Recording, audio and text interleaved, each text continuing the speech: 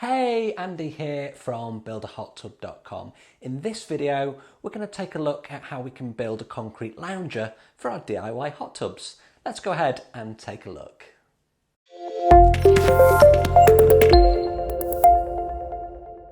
Okay, so there's quite a few considerations that we need to think about when we're going to add a concrete lounger to our hot tubs or indeed our swimming pools. The process is exactly the same.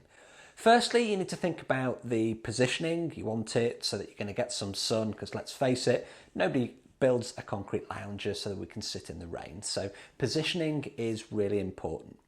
Secondly, you need to think of how exactly you're going to build it. Now, I'd love to say we can make this out of blocks, but it's pretty obvious that we can't. So the way that we're going to build a concrete lounger is actually using a form and a mould. So you're going to use a mould that you're going to make out of wood, and then you're going to pour in your concrete into that mould, which will give you a formed concrete lounger. Now, the mould is really important because it's going to have all of the dimensions, it's going to have the right angles. So you've got one of two options.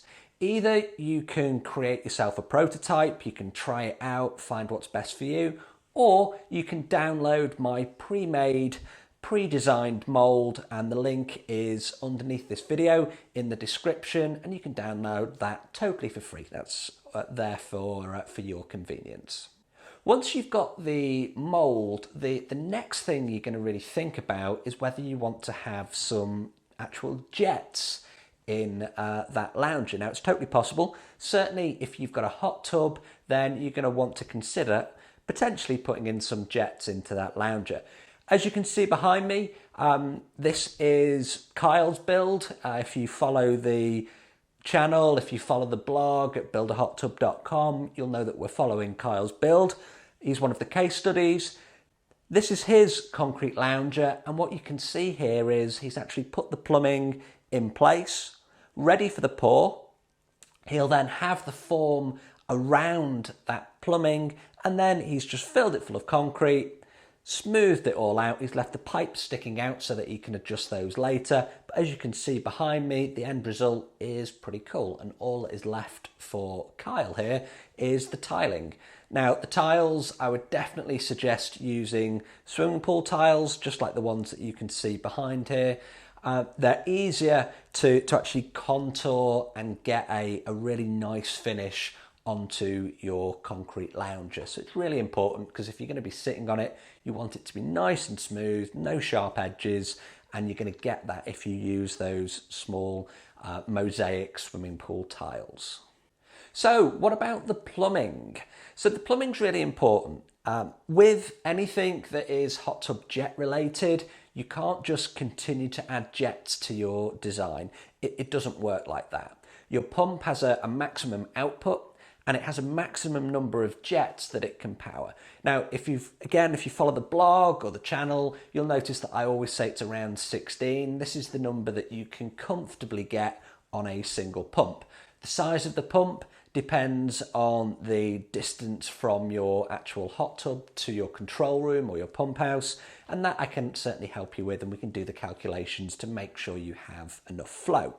However, if you're adding additional jets to your design, I would definitely recommend putting these on a separate pump. In order to add a separate pump, you're going to have to add a couple of bottom drains. If you've watched any of the other videos on the likes of the plumbing or my complete how to build a hot tub, you'll notice that I talk about having two separate drains. That's for safety, so just in case one blocks, water can get through the other one, and you're not going to end up running your pump dry, because that's the last thing that you actually want to do. So you're going to need two bottom drains that you're going to add to your hot tub. You're then going to have the jets connected to the outward side of the hot tub pump, and that water will then circulate on its own system. So you're not going to need to filter it, you're not going to need to heat that portion of it. All you're going to do is have two bottom drains, and then you're going to connect it to its own pipework. So it's its own actual system. If you're looking for the design for that, again, there's a link in the description and you can get that from my online store. It's very inexpensive, but it will show you exactly what you need, all the parts that you need to be able to add jets to that concrete lounger to add into your hot tub. Hope you found this video useful. I'll see you on the next video. If you've liked this video, please do like, share and subscribe to the channel. See you on the next video.